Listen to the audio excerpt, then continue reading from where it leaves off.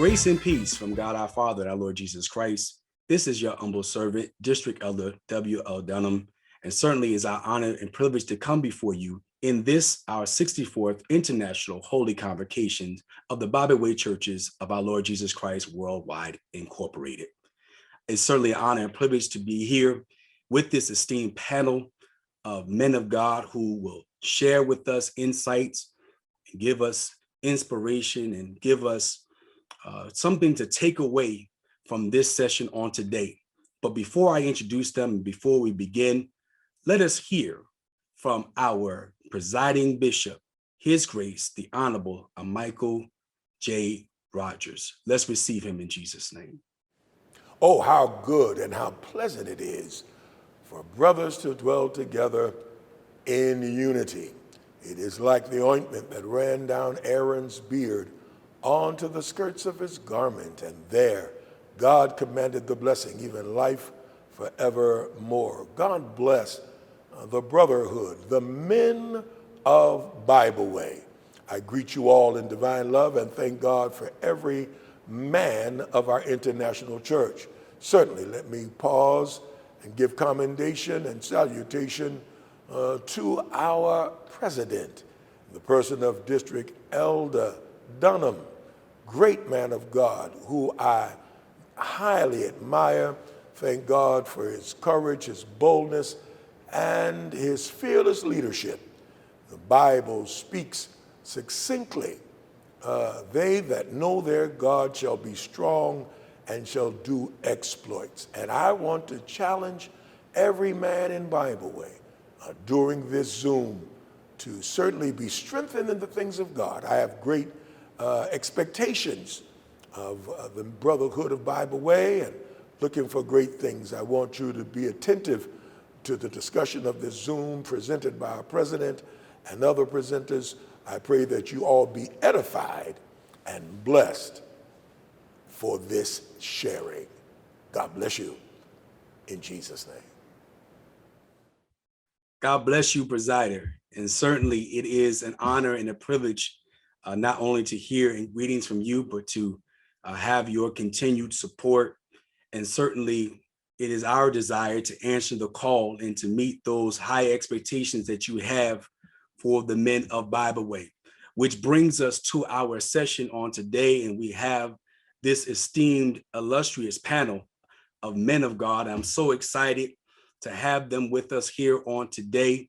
And so allow me to give them formal introductions. First, I'll move on my screen from left to right. We have with us the Honorable Bishop Courtney Henry, who represents, I have to say this, represents the home team, great state of New Jersey, Bible Way Truth Temple in Blackwood, New Jersey. We honor you, Bishop, and thank you so very much for joining us. Next, we have the Honorable Bishop Raphael Lantigua, Real Life Church, in Brooklyn, New York. And this man of God is certainly no stranger to the Brotherhood. He has not only been a supporter of men's ministry, but a participator in many of our sessions. And so we're so glad to have him on today. And last and certainly not least, the Honorable Bishop Brian L. Collins, who is the proud pastor of the Greater New Life Church in Cheverly, Maryland. And he certainly is a man's man and has been the one that has been the gatekeeper for the elders, and certainly got us all ready and catechized, and we've been blessed by his ministry and his faithfulness to us. And so I think we are in good hands on today to deal with the subject matter of a perfect God, an imperfect man in the midst of a perverse generation. And certainly allow me to set the stage for just a discussion. And I want to, obviously, we all have been through so much in the last 12 to 15 months that has impacted us in one way or the other. There's no one that's been unscathed. We've all dealt with, obviously, the fallout and the effects of the pandemic. We're dealing with civil unrest. We're dealing with social injustices. We're dealing with financial instability. And in the midst of all of that, here we are, men of God, making the best effort that we can to live for God victoriously. But we're challenged by all of the perverseness of the day that we live in. And so certainly we're looking to glean from these men of God as to what they're doing, how they're doing it, and how we can learn how to walk uprightly before the Lord. So allow me to stop talking as much, and I want to hear. So let me kick it to Bishop Lantigua first. He's the most enthusiastic, at least from what we can tell, to get started. So Bishop, would you get us started dealing with our topic on today? Well, praise the Lord, men of God, and God bless everyone who is locked in right now to this discussion. Well, just the thought of the title, the theme of this discussion, a perfect God. As you said, this whole year, this past year of 2020, COVID has been a tremendous challenge and test for the entire world, and no doubt for the body of Christ. Many have asked the question, what was this all about? What were we to gain out of it? I love the theme of our meeting here, grow through it, which is hopefully something that we've been doing in the last 18 months or so. One thing that I pray and hope that we have held on to is the fact that we're still dealing with a perfect God, that we serve a perfect God. With all the death, with all the loss, with all the heartache that we've experienced, again, this touched everyone, even in my own family. I lost my older brother back in May through the COVID. My mom got hit with it. I got hit with it. And of course, we all know many that have crossed over in this last year and a half.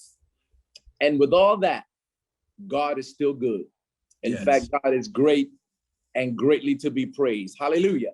And he is a perfect God. He, as James says in 1:17, in him there is no variableness or shadow of turning.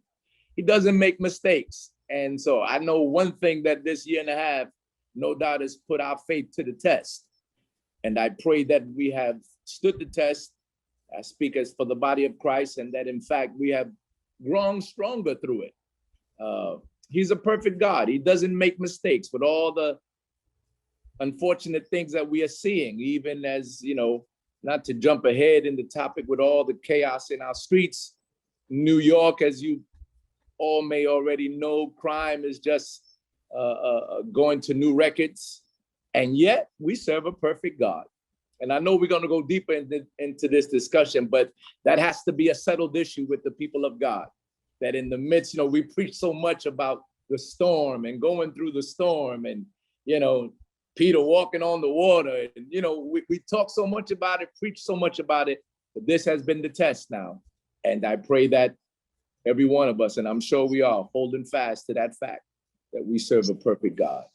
Do we struggle with seeing a perfect God when we being overwhelmed and inundated by all of the news? I mean, so is it a struggle? Has our faith, has it been challenged?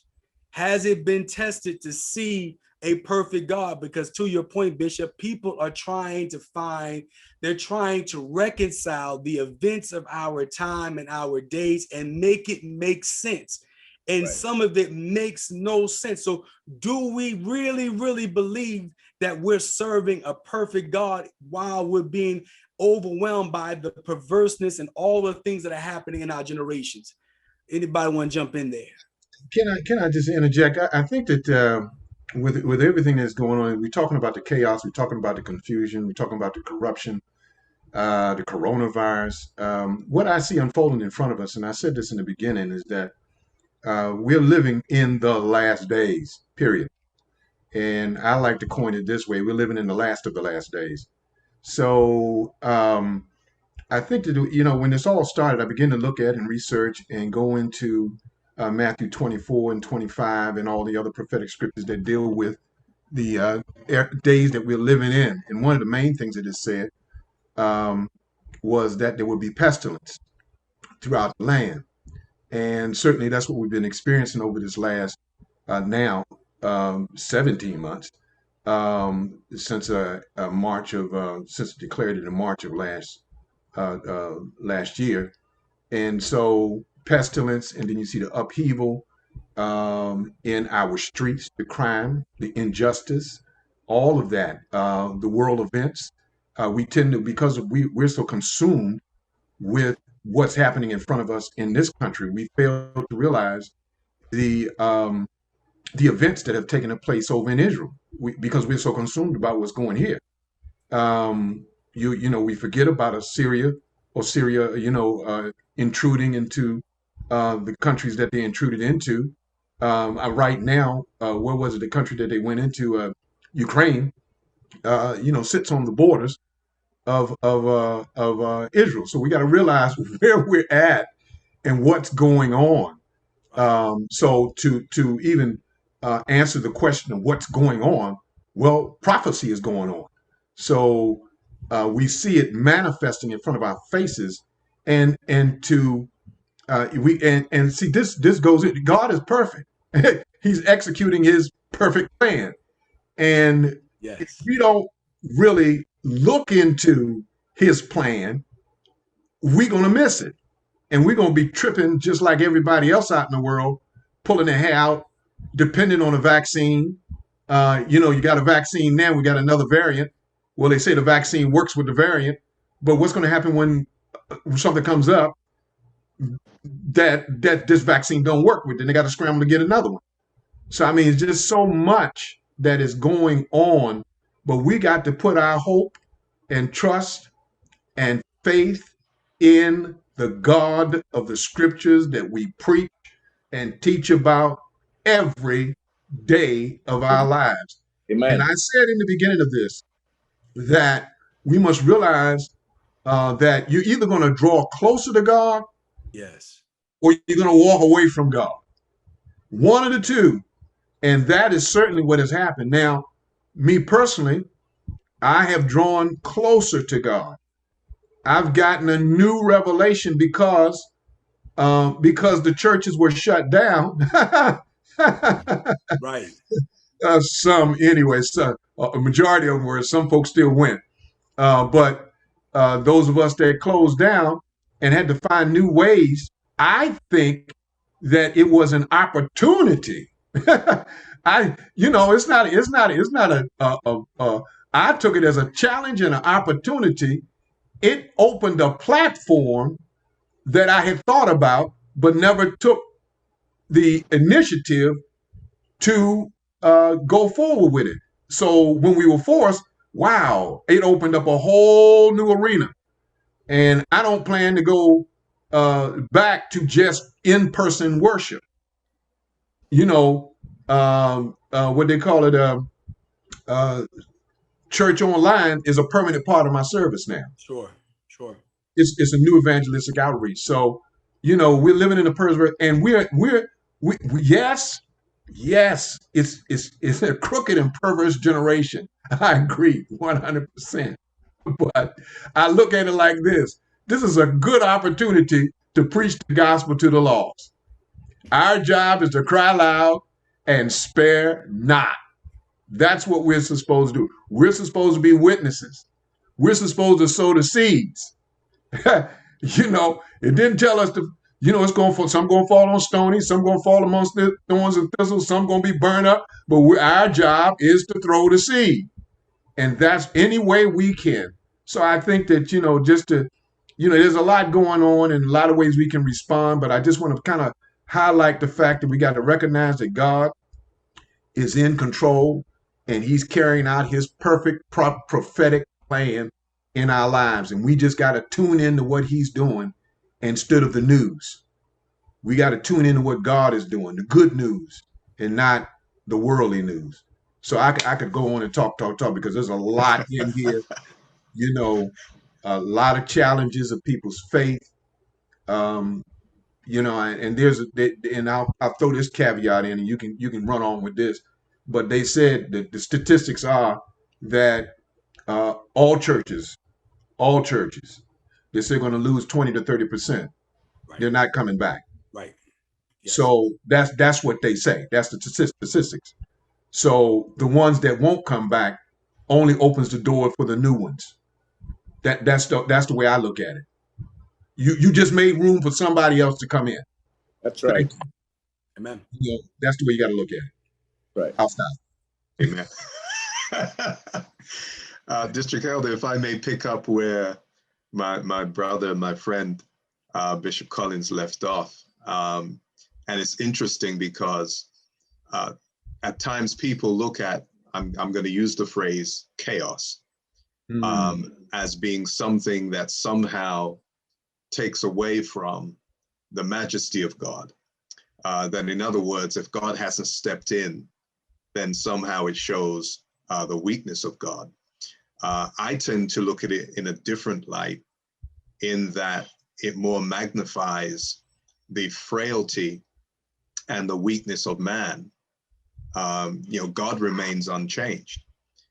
In that, Bishop talked about the fact that God is executing his plan.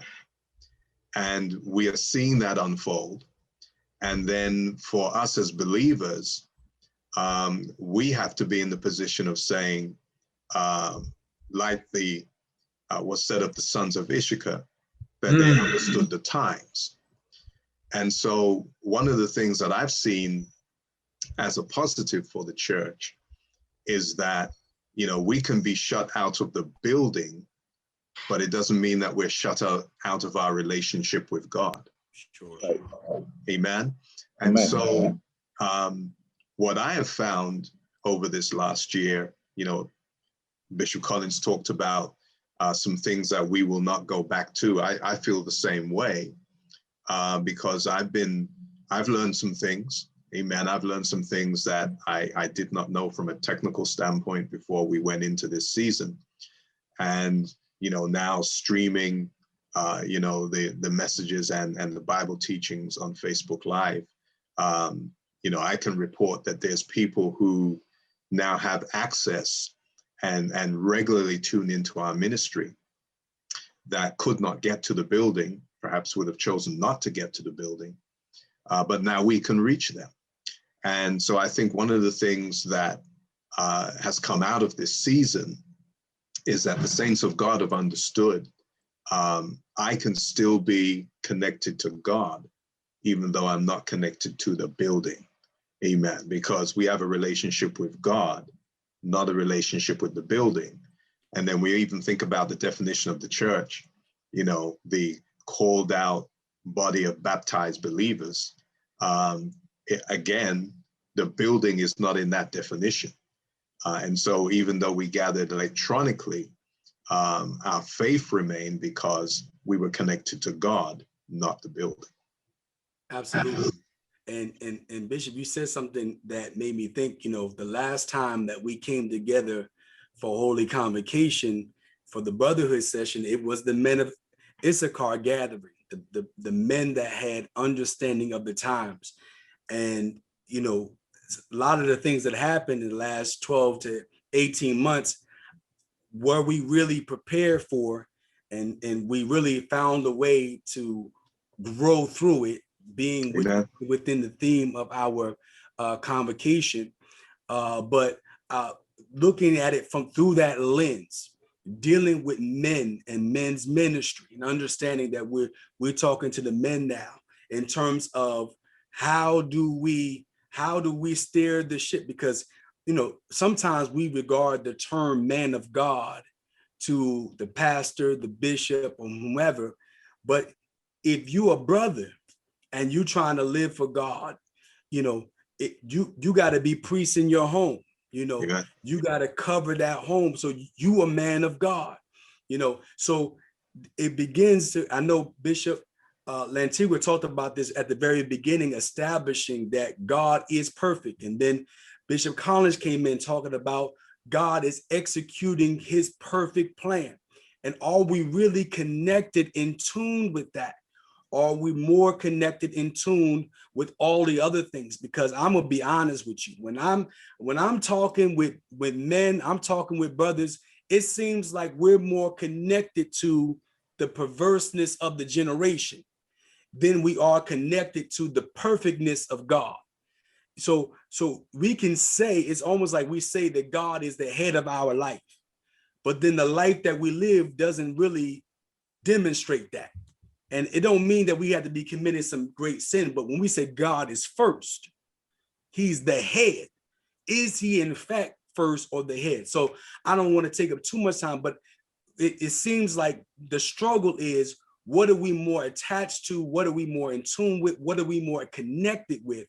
Are we more connected with the perverseness of the world, the perverseness of the generation? Are we more connected to the perfectness of God? Because we're standing in the middle, and our imperfection is certain, right? As long as we're living in this flesh, our imperfection is certain. But what are we more connected and plugged into is the factor that we have to settle here.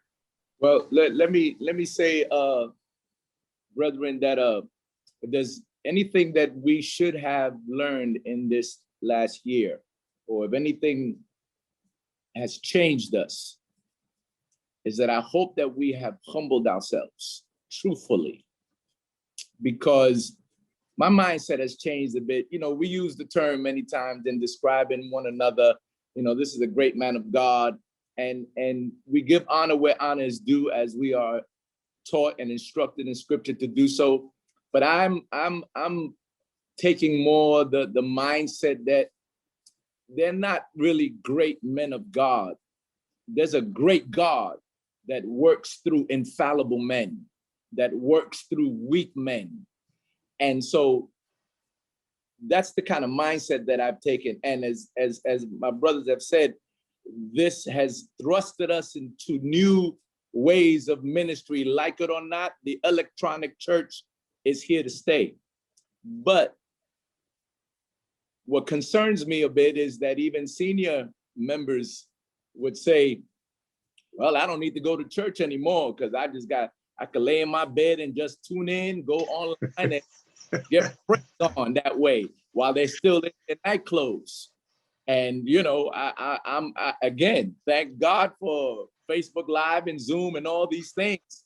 But to touch one another and see one another, not forsaking the assembling of ourselves. Now, I know some are going to say, wait, we're still assembling.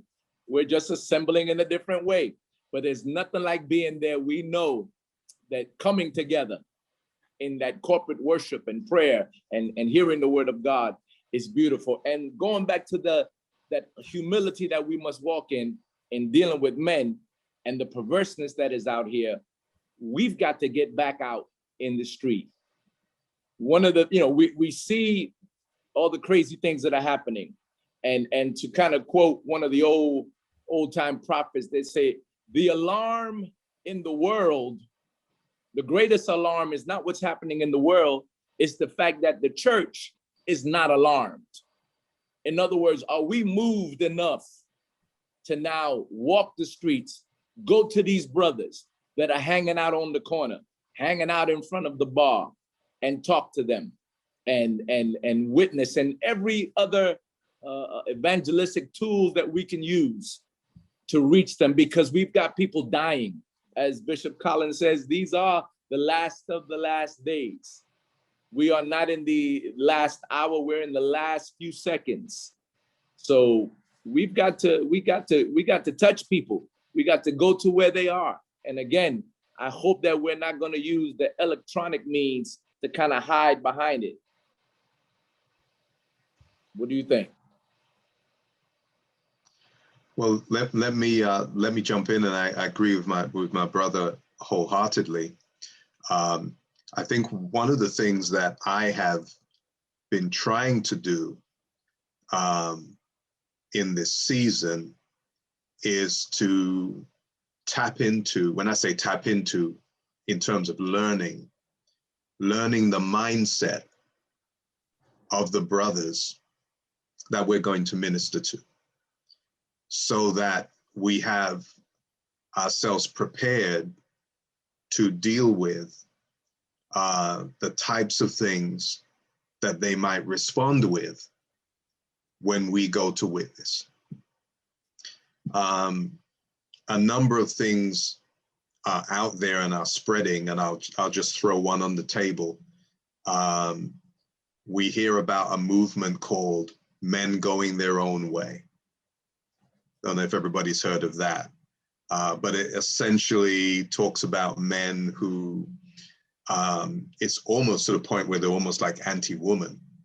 And, you know, not enamored of the institution of marriage. In fact, they think the institution of marriage is more of a trap for men than a blessing for men.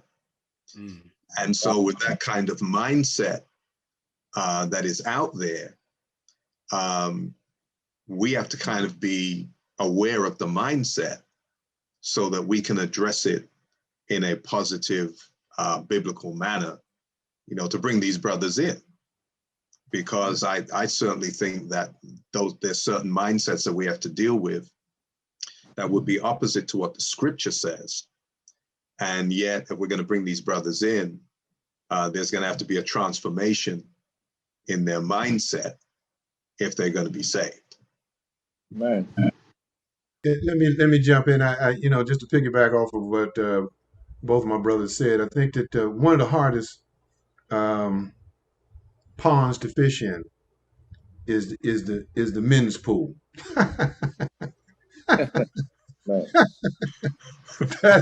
That's one of the hardest places. Statistics prove that out. It's one of the hardest places to fish in, because men are not as relational as women are. Right. We have to figure out who you are. The first question that a man asks when you meet another man, what kind of work you do? Right. Because that's going to determine where I fit that in the pecking order. So we're always, you know, measuring ourselves by ourselves. So that kind of makes it hard because we're not relational, and not. It's hard for a man to find another brother to really relate. We got associates all day long. We got associates across the board. But finding somebody you can relate with or talk to is difficult because you don't trust everybody. And I say that to say this, is that when you're approaching men, the minute you come to them, they don't trust you. What you want, what you up to. First thing that they come off with. So, you know, we got to come up with a strategy to be able to reach them. And it was interesting. The other day, I met a young man that I thought, you know, I was walking, you know, shopping with my wife in the mall, and she went into this store, and you know, you know me, I'm not a shopper. I just went with it to support her as she shopped.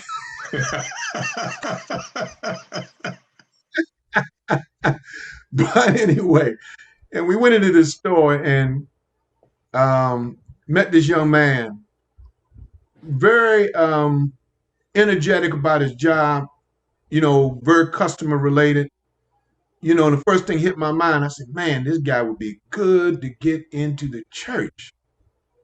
And no sooner than I said that, boom, you know, conversation was struck.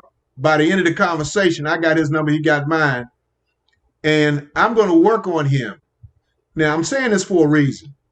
You're not going to click with everybody you meet, every man you meet. It just doesn't happen like that. Right. You follow me? It shouldn't prevent you from sharing the gospel, but there's certain ones, and we got to be careful. We not be careful, but we have to be on the lookout for the fish that potentially that you have influence. Now, I read something one day that everybody has influence over at least 250 people. Everybody. There's 250 people in your life that you got influence over. So my thing is, you got to find those brothers that you can connect with that got that same kind of gift of gab that this brother had, that you relate with, that you can motivate to go get others. And we got to recognize that everybody don't jail. My father told me a long time ago, God rest his soul, and I thank God for his training, because he was a man's man, and he raised me by himself, and I thank God for him because he taught me a lot. One thing he told me was, son, you can love everybody, but you may not like everybody. I said, what? He said, you love them, you can help them, you can do what you need to do for them, you can show that agape love, but everybody you're just not going to like, because their ways are not your ways, their thoughts are not your thoughts. But you can love them to Christ. And even in Christ, everybody doesn't gel. You know what I mean? They don't have that camaraderie. I mean, we might as well admit that. I mean, we trying to go around and fake it and act like, oh yeah, I get along. No, you don't. Stop lying. You don't. Right. You know, people have different personalities, different makeups. Certain people you can get along with. Certain people, that don't mean you hate them. You don't dislike them. We just ain't got too many things in common. Right. You know, you come. I will listen to you with sports, basketball, football, but that's not my thing. Yeah, somebody might say, "What? You're not into sports?" No, I mean that's not. I'm a different kind of animal. You know, I'm a researcher. I dig for stuff. I read. That's what I do. Excuse me for being geeky. That's just me. Excuse me. So, you know, but then I got a nephew that can tell you everybody on everybody's team and what their stats are. So I'm trying to make a point is that there's different connection points. So you may connect, like this young man, I connected with him because we had something in common. He's an entrepreneur. I'm an entrepreneur. And I tried to share some things about entrepreneurship with him that he appreciated so very much. There was a level of connection. Once I found that level of connection, now I got a hook into him. Right. Now I see the gift that's in him to be able, because he can connect with people that I can't connect with. Right. Y'all follow what I'm saying? Yeah. So the thing is, we got to find those people that we can connect with, and then cultivate them to do others. Because we're in a strategic point as pastors. We have the ability to be able, or as leaders, to be able to influence others, Right. And so that's what we need. So again, making that connectivity. And then what influences? So, and this goes back to the point about being in a perverse generation. So living right in the so much stuff out there. That's when somebody really has to, because I was reading, I think the 7th chapter of Romans, where Paul said, "Oh wretched man that I am, who shall deliver me from this body of death?" When I would do good, evil was always present with me. And then he said, "I find in me a law." When I would do good, evil. I mean, all of that in there. So people struggle with different things in their lives, but then he said that if you really read through there, it talks about yielding to the flesh, yielding to it. But then over in Corinthians, Paul said, yield not your members to unrighteousness. So there's a personal sanctification, determination, and dedication that you have to make up in your mind that you're going to do and live, no matter how hard it is to do it. But the thing I like about that 7th chapter of Romans, he said, the will is present with me, but how to perform, I find not. So we got to find the how-to. Right. And then when you find the how-to, now that brings you to the point. That's where we have to be the ones to find the how-to the best way we can to sanctify ourselves, because that becomes a power of influence on whoever you meet. So when you make that connection, they're influenced by the power of God that's on the inside of you. They trying to figure out what is it about you. What makes me, God, I'm listening to him, but something about this guy. and you make those connections to the ones that you can make the connection. You looking for the fish and the fruit Right. that are ready to be caught and ready to be picked. Yeah, But that to again, that. go ahead. I'm sorry. Oh Go no, ahead. I was to that point, Bishop. I think you raise a valid point in terms of the pond being the hardest pond to fish in, and I think that was the case prior to the last 12 to 18 Oh, no months. It, question. it was already a challenge. And then to your point that you made earlier in terms of you are dealing with a portion or a group of people who have made up in their mind that they don't want to return. They want to remain in that virtual space. And certainly we being consistent in that style of ministry, we will still reach them because as I'm sure you all know, you got people who are in other states and other parts of the world. They watch you, and they'll support financially. So you definitely have to minister to them. But if this pond is the most challenging pond to fish in, it just became more challenging, right? Yes. Because we are separated in some ways, and things are starting to open back up. Unlike Bishop, I am a sports fan. And I was just amazed. I've been watching, my sons and I, we watched the NBA playoffs, and these arenas are packed with people, My God. and they in there, thousands and thousands of people. So, we're certainly coming back. And so how does that coming back, with the church opening back up, to Bishop Lantigua's point, are we being influenced by our fear? Are we afraid to get back out there and connect with people and to go fishing again? And we've learned in this pandemic and all that there's more than one way to fish, or as they say, there's more than one way to skin a cat. I don't know why we would do that, but nevertheless, there's a lie here, because it's always been a challenge to win men in particular. And so how are we effectively doing that in the midst with dealing with our own imperfections? Because again, to Bishop Collins' point, we're all in that struggle that we read about in Romans 7, and then we have to walk in that victory that we read about in Romans 8. Right? And can we live that and demonstrate that in a way that it is attractive to men that we come in contact with, or that we can have influence over? You mean to tell me I got influence over 250 people? Yes, sir. I'm lacking. I'm slacking. I gotta step it up. I'm not using my influence.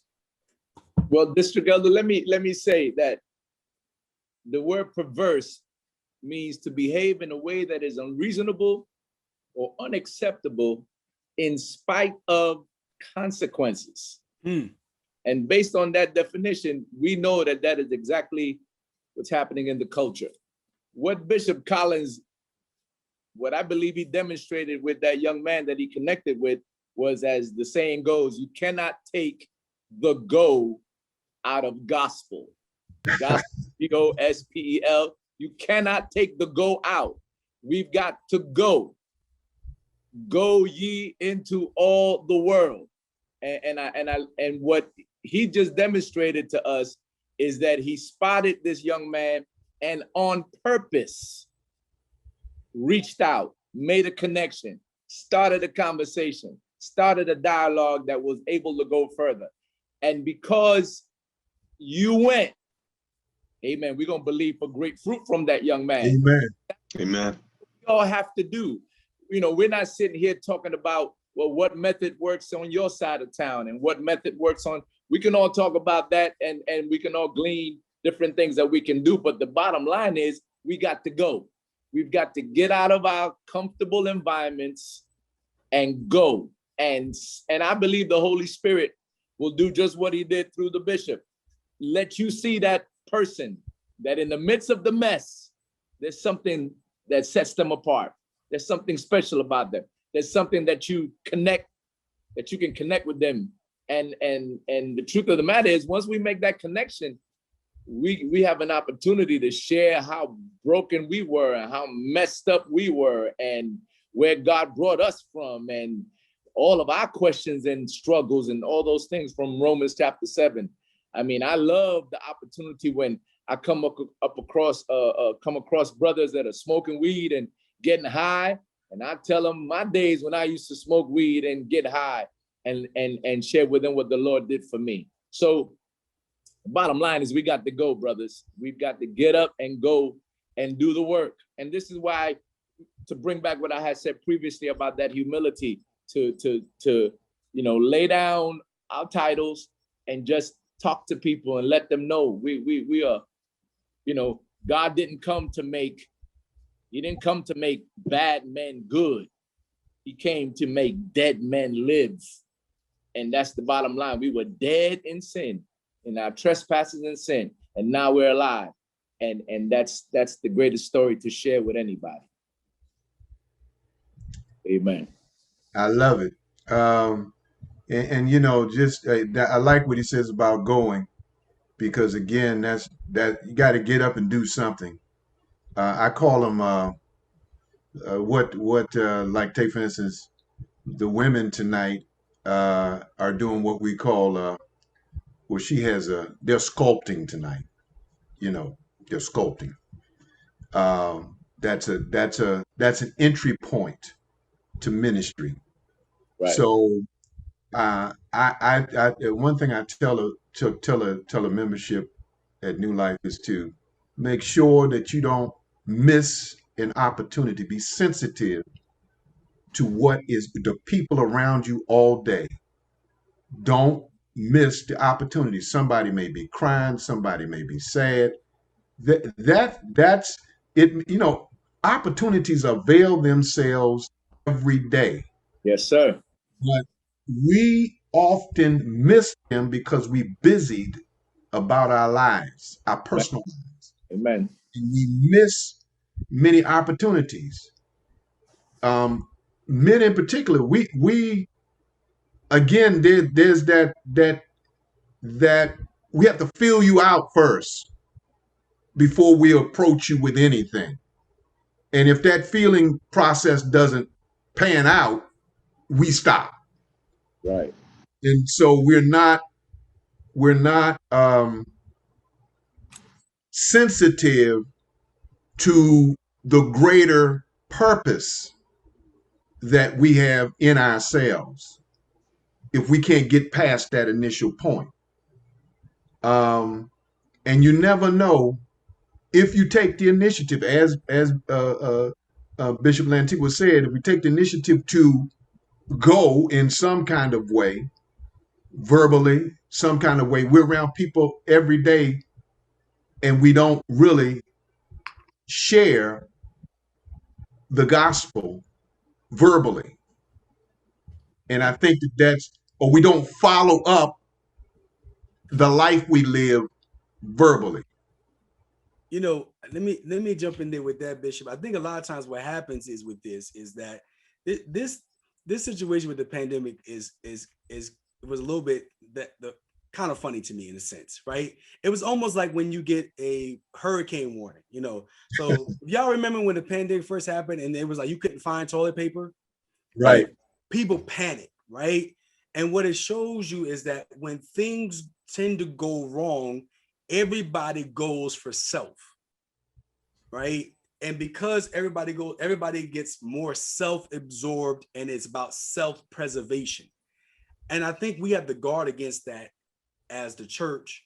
And because we have to make sure that we're not going for self.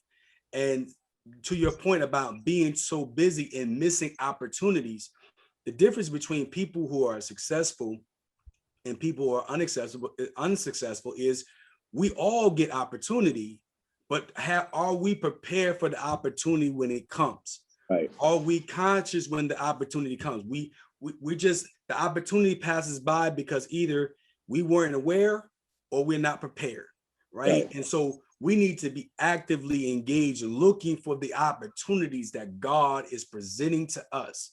And I think the only way that we can do that is that we're actually in tune, tapped in to the God that we serve, that Amen. We are more focused and fixated on how righteous and perfect he is. And that becomes the greater narrative.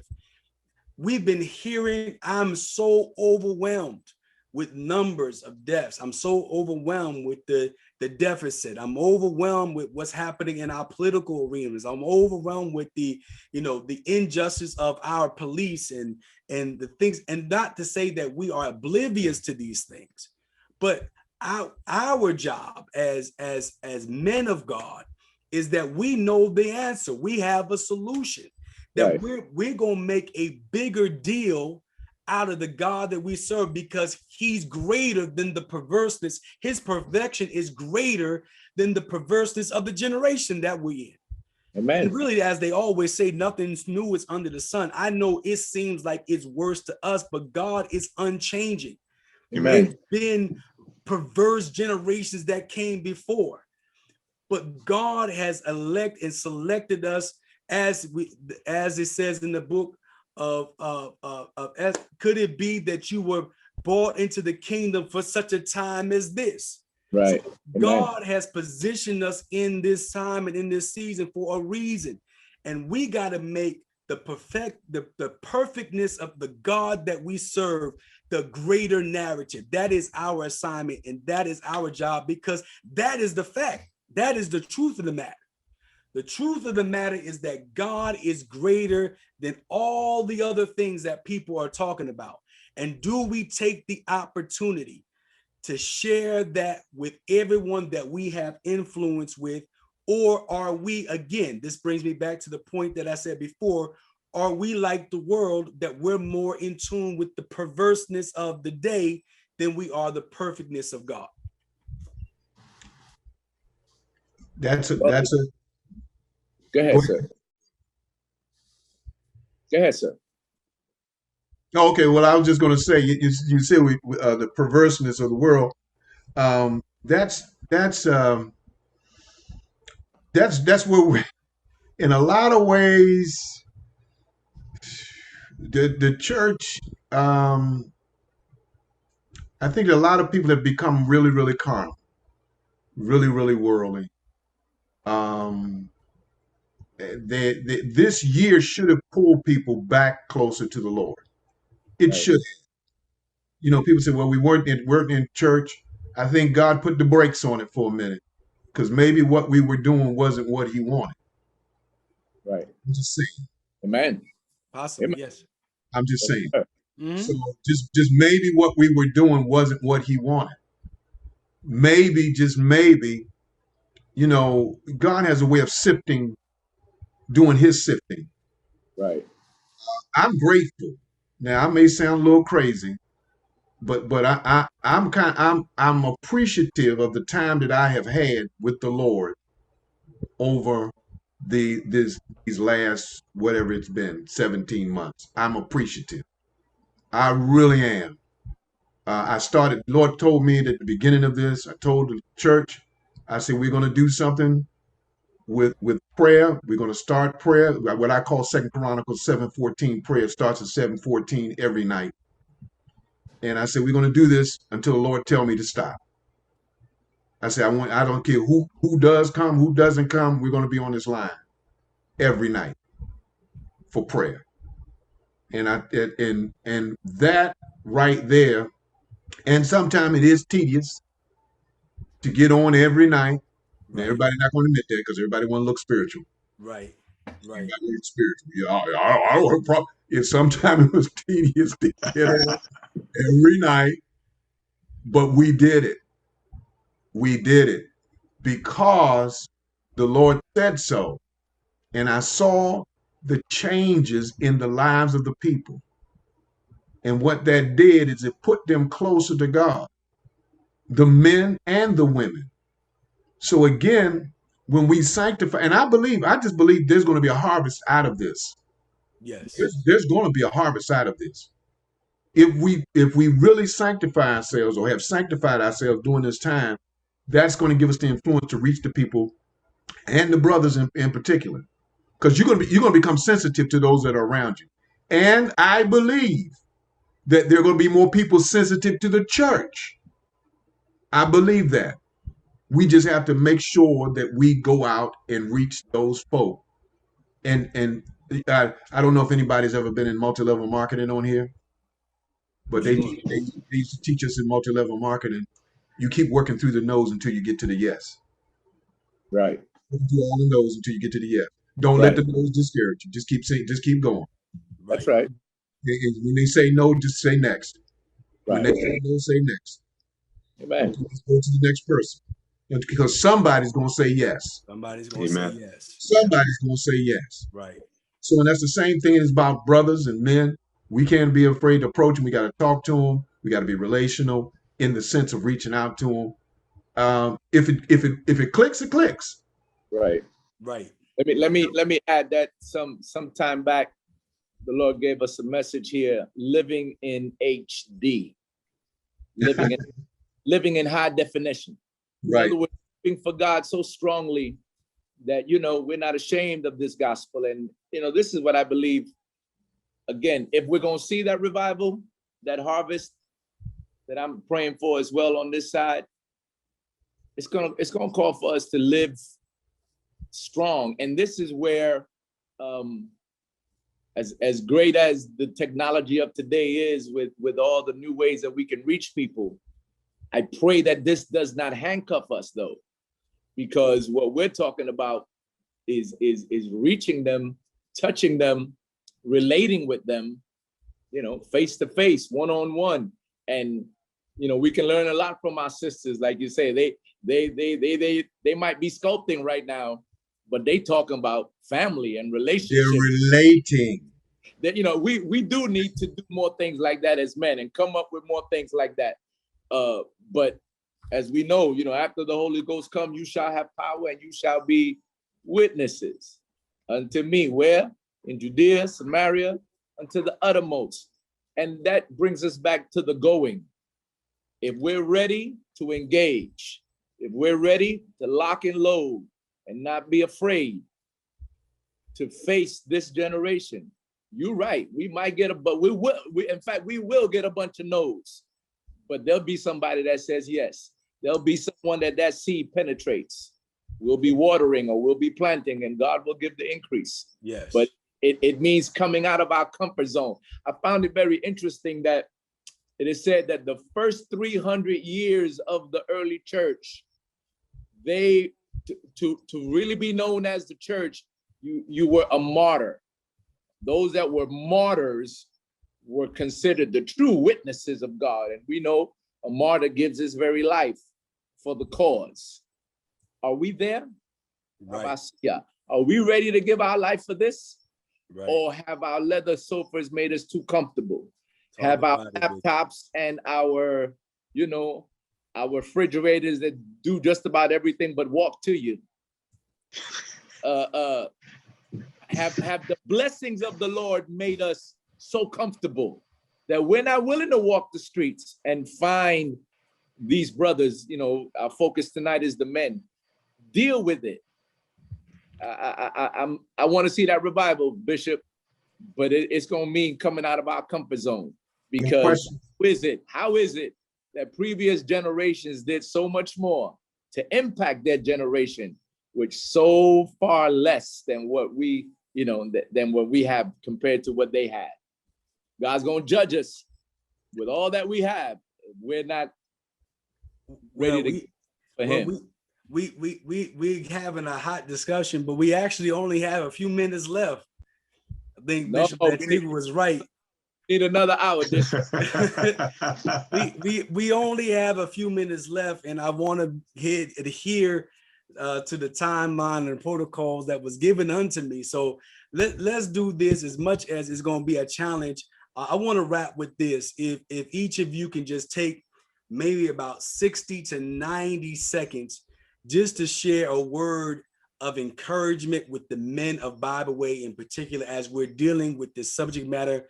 Would you just share a word of encouragement to how we're going to grow through this, how we're going to survive, and not only survive, but ultimately thrive coming out of this pandemic, that we trust God to such an extent, knowing that he's in control, that somehow, some way, we're going to be better. We're going to be stronger. We're going to be wiser. So Bishop Henry, would you go first, and then Bishop Lantigua, and then Bishop Collins, you can close us out, and then we're going to conclude for tonight in the name of the Lord. So Bishop Henry, please.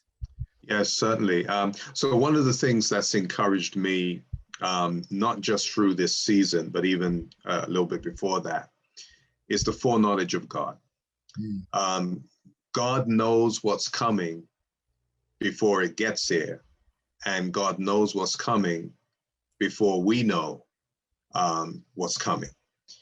And I think oftentimes what we tend to do is panic because something happened, and for us it's unexpected, but for God it's not unexpected.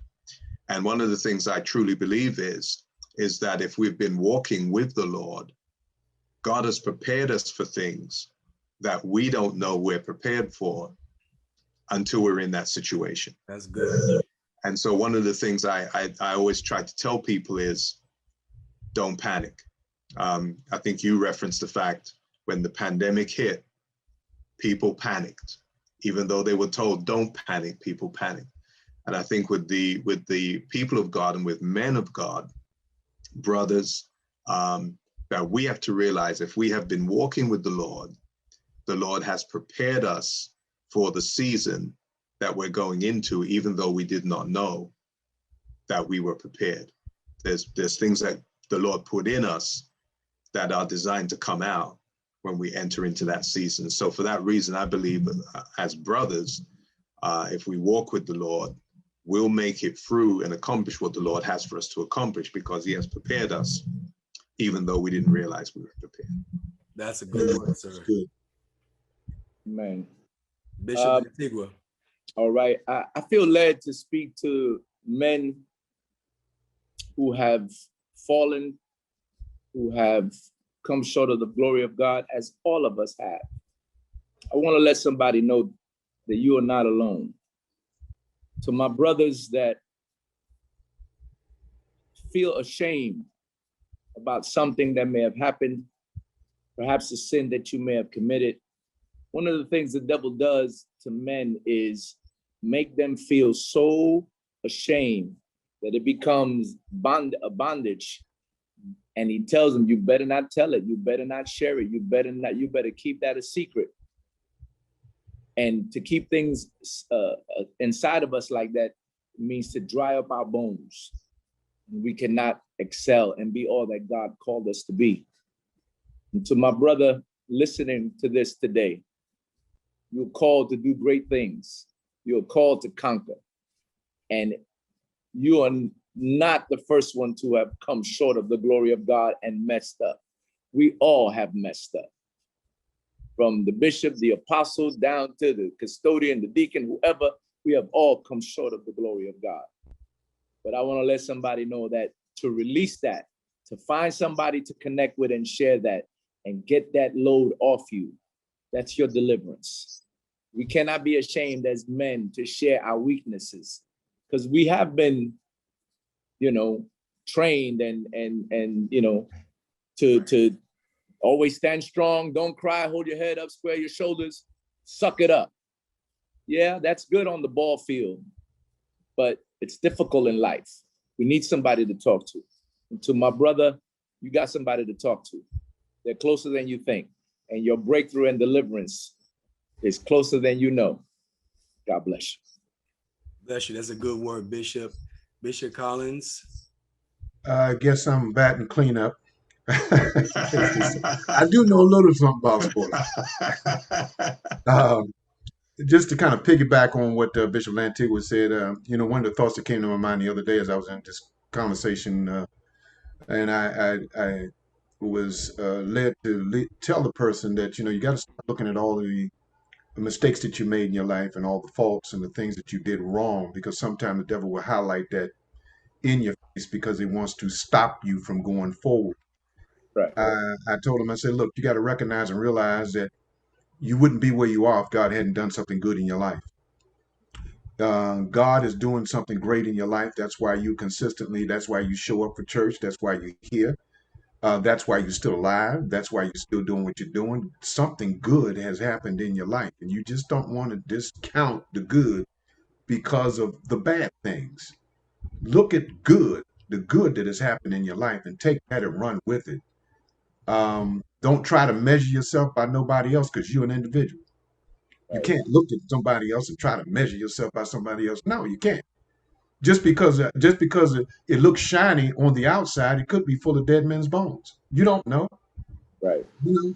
So the thing is you just got to take your journey for your journey and thank God for what He's done. If you're alive, you got something to thank God for. Right. And just to say that, both to the brothers that we are dealing with that are saved, take that and realize that there are a tremendous, and I wrote this note the other day, there are a tremendous number of unreached people just waiting for your invitation to come to church. They're waiting for your invitation for the first time. COVID has created a separation and isolation throughout the world, particularly in this country. There are people in your community, they're waiting and looking to be a part of something. But it all starts with an invitation. It all starts with you sharing your gospel. Instead of um, share your ministry with them. Well, what is my ministry, Bishop? Your life, your witness, your testimony. Relate, talk to them, and then go the next step. Save the invitation for later. You minister, and then you turn around and you get a relationship, and then you invite. Don't invite and go the other way. Ministry, relationship, invite. That would work to get somebody to Christ. And we're all a work. We're all a work, and all broken pieces in the master's hand that he's Man. putting back together. And so, there's no big eyes, no little U's. God is working on all of us. I'll say this and I'll close.